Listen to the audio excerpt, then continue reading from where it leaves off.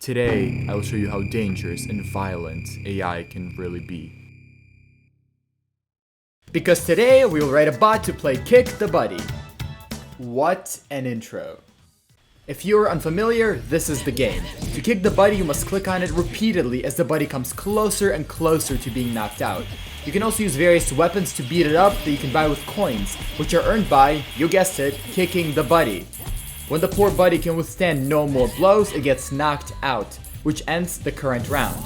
At this point, you can purchase weapons to deal even more pain. Isn't this fun? First, I will make a clicking assistant, aka kicking assistant, and the rest of the video will focus on a fully autonomous buddy kicker.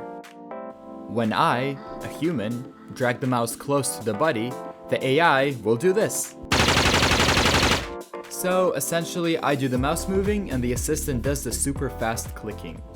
Let's do a demo. At dozens of clicks per second, we destroy the buddy at blazing speeds. This first round took just a few seconds. Let's try another round. Too easy.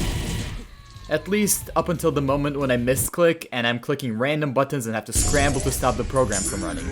Otherwise, too easy. Before we make a fully autonomous bot, drop a like on this video. This could help me reach new audiences that would find this type of content entertaining. Thanks y'all. For the autonomous portion, we need the program to know where the buddy is on the screen so that it can kick it.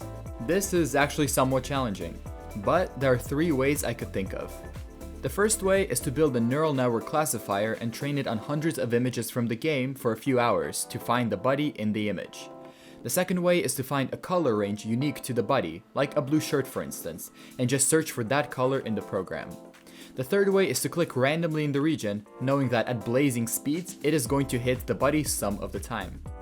Hey, Tech Tribe, don't be lazy. The third option is too easy. Absolutely, and it won't work too well either. I'll implement it just for fun though. The first option will be too slow to train but also way too slow to play the game fast. Thus, I will use the second option right after I try the third option. Time to start coding. I will tell the program which region to analyze by pressing a certain key with my mouse in the top left and the bottom right of the game at the beginning. These 2 points will help the program identify the rectangular region to look at.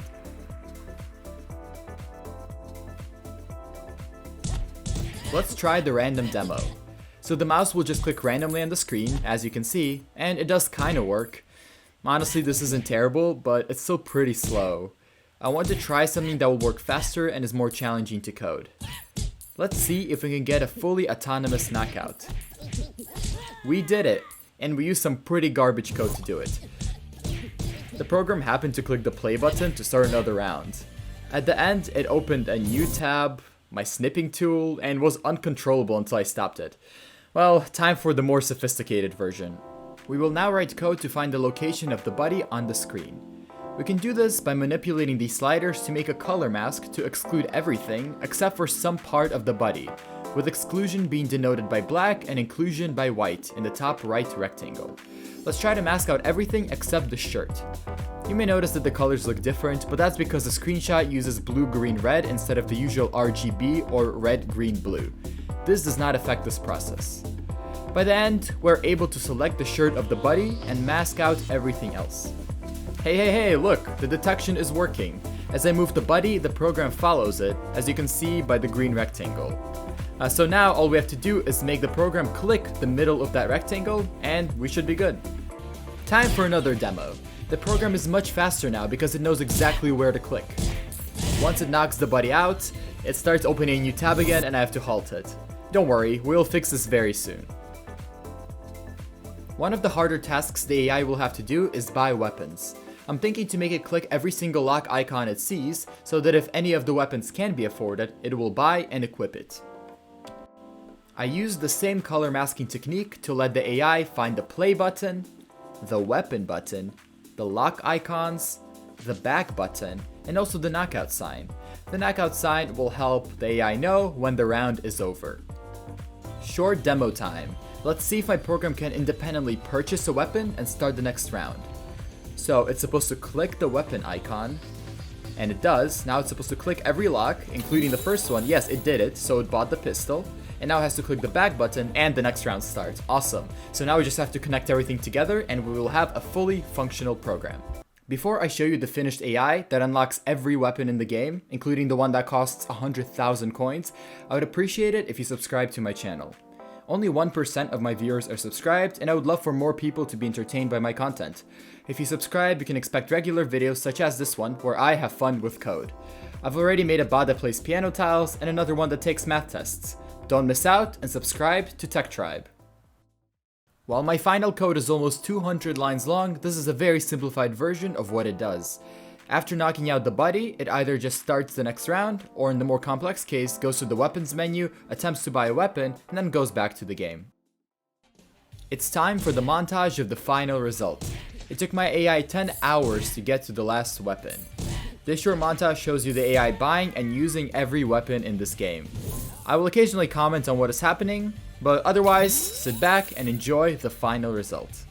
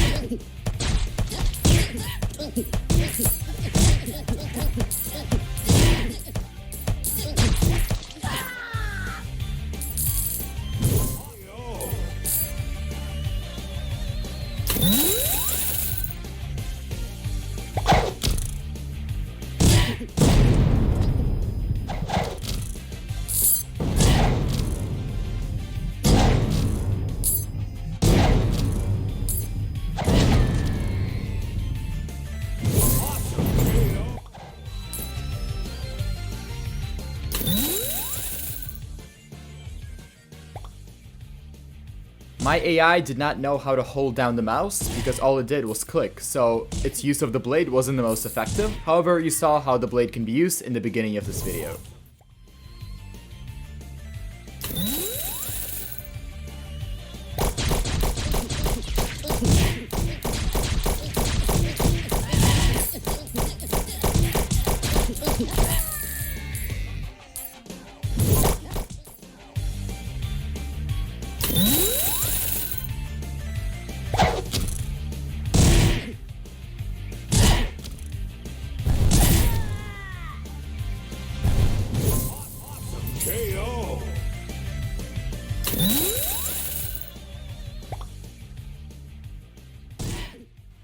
The AI also had no idea how to use the ammonia, so I will demonstrate how it's used. However, demonstrating this made the screen recording lag a lot because I guess it's just really graphic intensive, but there you go.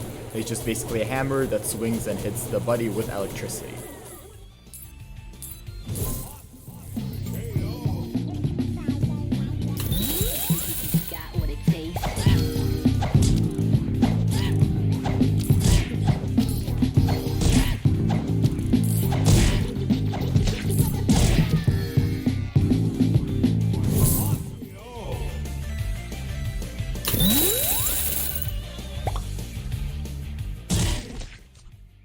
Same thing with the chainsaw. The weapon itself was kind of cool, but since the AI doesn't know how to hold the mouse and it just clicks repeatedly, it wasn't really able to use it very effectively. However, this is me demonstrating how the chainsaw would be used if this AI was perfect.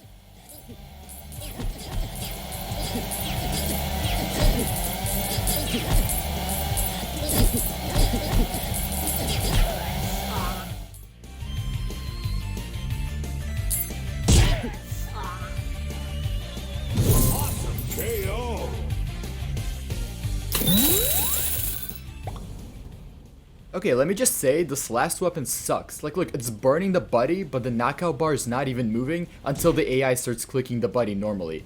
Totally not worth 100,000 coins, which took like 5 hours for my AI to even reach. I'm disappointed.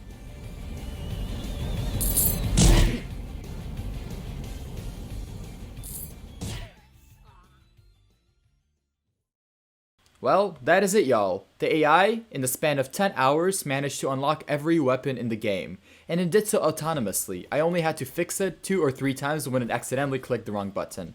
Overall, I'm very satisfied with this project. we officially kicked the buddy. For those interested, the link to the GitHub with the code is in the video description. The tunable parameters are at the top, and the rest of the code is well commented at the bottom. Enjoy!